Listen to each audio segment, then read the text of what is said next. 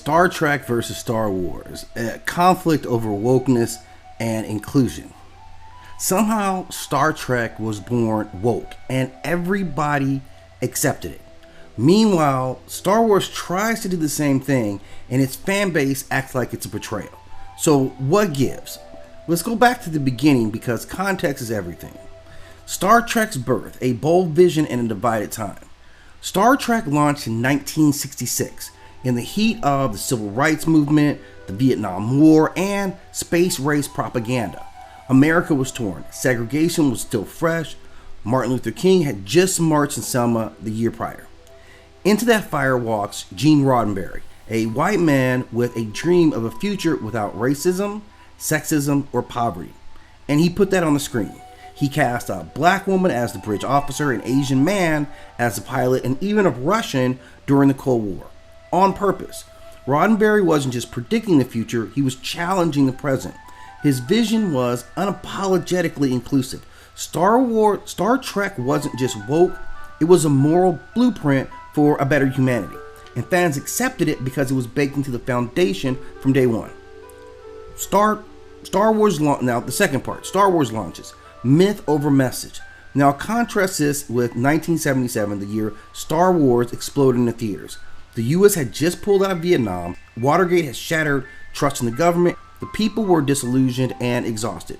George Lucas gave them mythology, not morality. Star Wars offered a fairy tale in space built on Joseph Campbell's hero's journey, a simple story of light versus dark, order versus chaos. The world was epic, not progressive. The main cast was nearly all white and male, and the mythic tone didn't challenge real-world structures. It enforced them.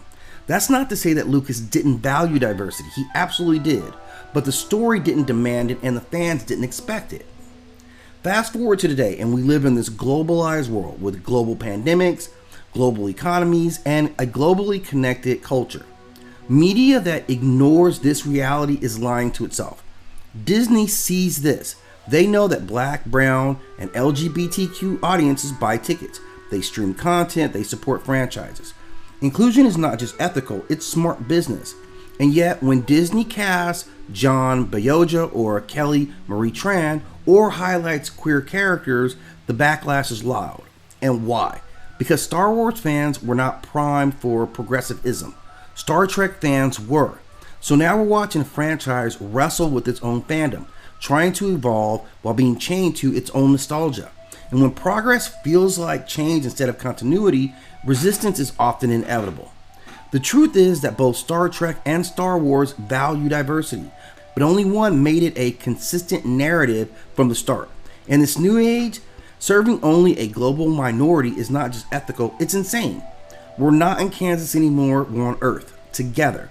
And some companies have chosen to serve all of us. So I admire Disney for all their efforts, although they've been defeated by the very group, or a large part of the very group, that actually made them. It's going to be a conundrum. We'll see how they work out.